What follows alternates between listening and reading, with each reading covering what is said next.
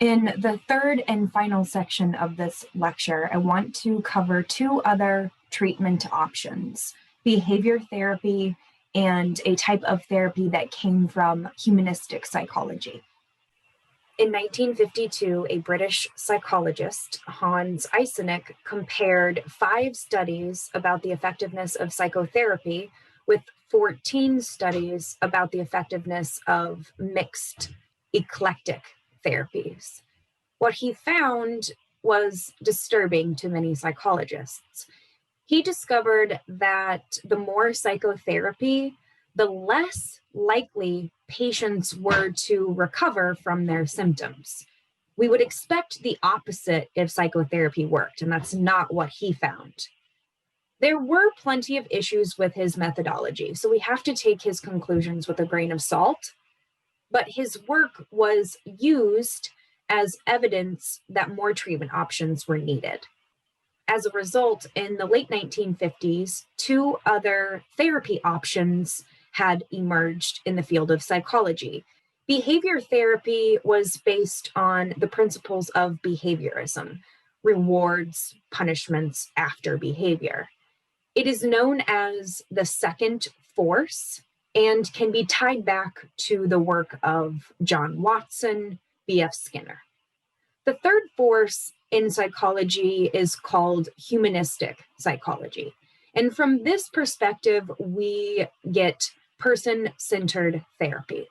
It was also created in the 1950s and can be tied to the work of Abraham Maslow and Carl Rogers. Let's take a look at some of their contributions on the next few slides. Unlike psychoanalysis, behavior therapy is action-focused. It encourages clients to make changes in their lives in order to reduce the symptoms that they are experiencing. With psychoanalysis, much of the work occurs in the therapy session itself. With behavior therapy, patients are expected to work on themselves outside of therapy. Behavior therapy is also targeted. Therapists focus on 1 or 2 behaviors at a time. The goal is to teach the client how to reward desirable behaviors and punish or extinguish undesirable behaviors. The therapist and the client work together to make this happen. Behavior therapy includes several different types of modern day therapies, including cognitive behavioral therapy, therapies based on social learning theory, and applied behavior analysis. The idea is to unlearn bad habits and relearn new habits that actually benefit the person. Although behavior therapy was technically created in the 1950s and promoted in the 60s and 70s, it has its roots in earlier studies performed by behaviorists. Let's take a look at some of those examples. In the 1920s, Mary Jones was able to help a young boy overcome his fear of rabbits. What she did was she placed the boy closer and closer to a rabbit during his meals. So the boy would eat his food, something that some of us would consider a reward, a meal. He would eat his meals next to the rabbit. She would move him closer and closer and closer to that animal until the point where he wasn't uncomfortable anymore. In 1938, Orville and Willie Maurer created a crib pad that would make a sound when it became wet. This was exactly the type of thing that the American public wanted: an application of psychological principles that would help them live their lives, that would make life a little bit easier. In the 1950s, at the same time behavior therapy was beginning to emerge, a South African physician by the name of Joseph Wolpe created what he called systematic desensitization. He would systematically desensitize his patients to different stimuli. He asked his patients to relax and imagine a situation that would normally create anxiety for them. For instance, seeing a tarantula or a rattlesnake on the road. Once they were able to overcome that situation, he would ask them to imagine another situation that creates a little bit more anxiety. Say, for instance, standing right next to a tarantula or a rattlesnake. Once they overcame that, he asked them to imagine the most threatening situation possible. For instance, holding a tarantula or a rattlesnake. These sessions that were done with Wolpe used patients' imaginations to recreate the situations. They were not actually exposed to the things that they feared. In the 1950s, another group of psychologists began to take issue with behaviorism and psychoanalysis. This small group of people argued that behavior is way more complex than either approach proposed. They disagreed with the idea that behavior is a direct result of biological instincts, as suggested by the psychoanalysts. They also argued that behavior is not simply a result of conditioned responses, as might be suggested by the behaviorists. Instead, humanistic psychologists took a much more human-like approach to the study of psychology. They believed that people have free will, that we decide how we behave, and that our behavior depends not only on our decisions, but also depends on our life experiences, our emotions, our moods, our thoughts, all kinds of things. They also believed that people are born with a desire for responsibility and purpose in life. They argued that people have a forward-looking approach to their lives. They think about the future, and those goals for the future matter in terms of why people behave the way that they do. And finally, humanistic psychologists believed that we all have a tendency to want to become the best version of ourselves. And this tendency is innate. We are born with it. From a historical perspective, humanistic psychology was created as a form of protest against the two other forces. It all really started with Abraham Maslow's needs hierarchy theory, and then was further reformed, further expanded by Carl Rogers and his client-centered, person-centered therapy. Humanistic psychology was extremely popular in the 1960s and 1970s. A journal appeared in 1961, an association for professionals who practice these principles was formed in 1962, and then 10 years later in 1972, the APA added a division specifically for humanistic psychologists. Modern day approaches to mental illness encompass humanistic principles as well as behaviorist principles. Abraham Harold Maslow is known as the father of humanistic psychology. He earned his PhD from the University of Wisconsin in 1931. But it wasn't until after World War II and after the birth of his first child that he began to take issue with the other two forces, with behaviorism and with psychoanalysis.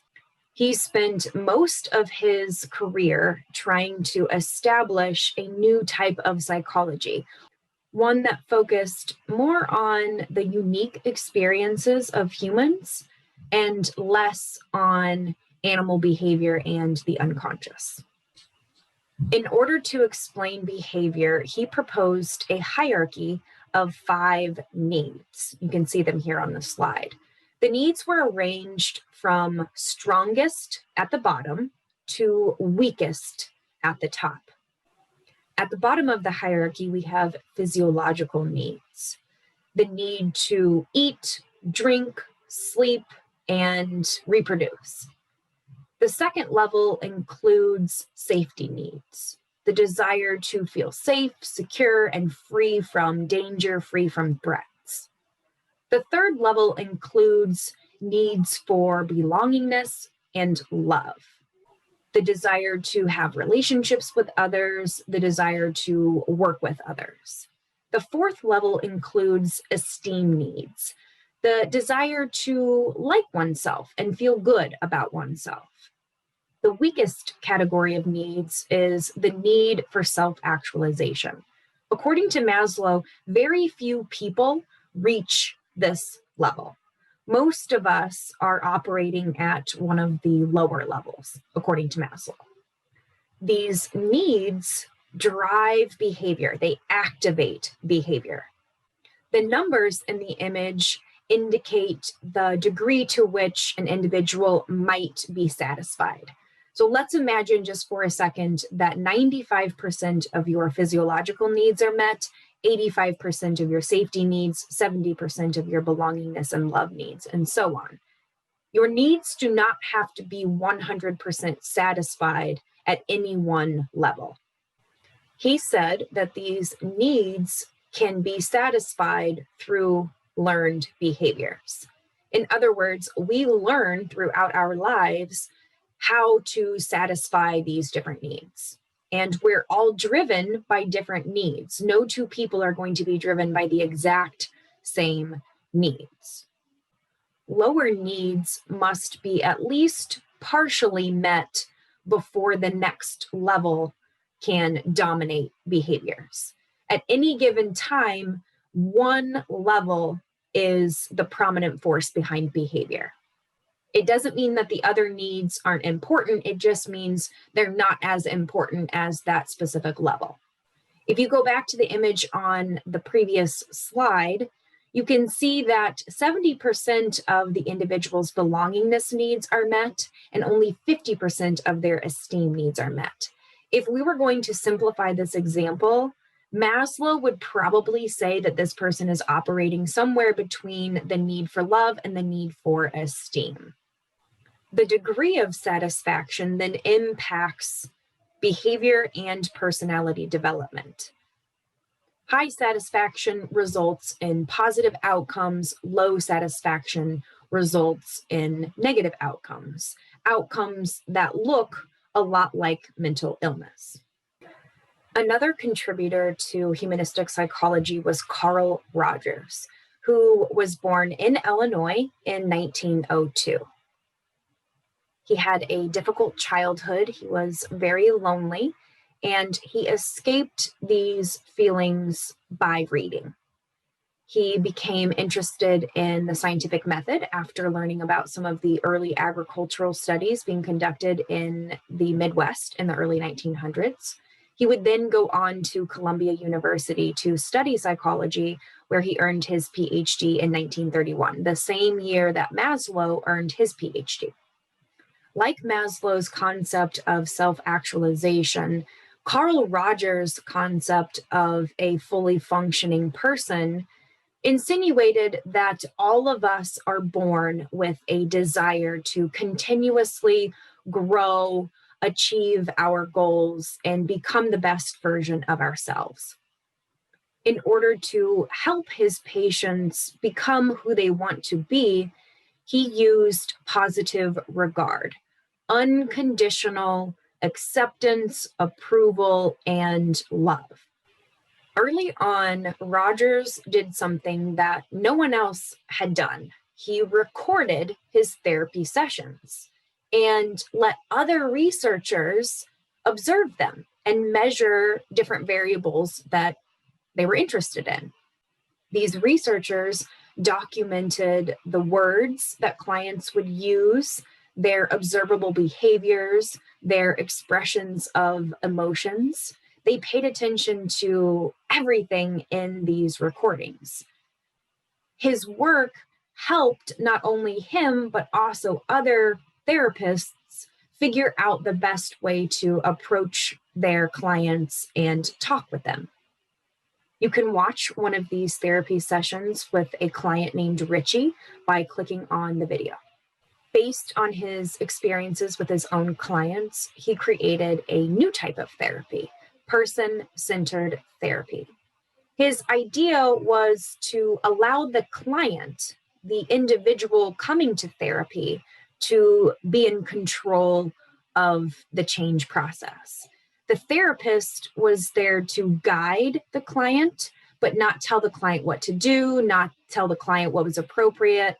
The therapist was simply there to help, to assist. The client leads the discussion. The client expresses their thoughts and feelings. The client practices and makes the appropriate adjustments outside of therapy. Rogers had several ideas about the role of a therapist, about the things that they were supposed to do and the things that they weren't supposed to do in order to make sure that their clients actually changed, actually improved. First and foremost, he asked that therapists be open, honest, transparent, and authentic. The therapy session was no place for therapists to lie or sugarcoat symptoms, challenges, concerns.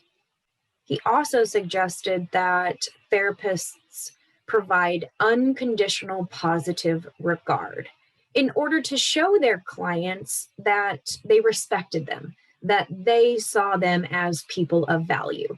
Remember, go back to the end of the 1700s, people with mental illness were thought to be useless, essentially. Now we're in the 1950s, and we see several individuals promoting the idea that people with mental illness are still people and they deserve to be treated with love and respect. Rogers also encouraged therapists to show empathy and try to understand where the client is coming from, try to understand what they're feeling, try to understand how they're thinking in order to help them change their behaviors. Hopefully now, after learning a little bit about Maslow's ideas and Rogers' ideas, you can see the connection between psychology as we know it today and the two forces in psychology that developed in the 1950s, behaviorism and humanistic psychology. We have finished our study of the history of mental illness treatment. Next week, we will turn our attention to several different subfields of psychology, including social psychology, personality psychology, and cognitive psychology.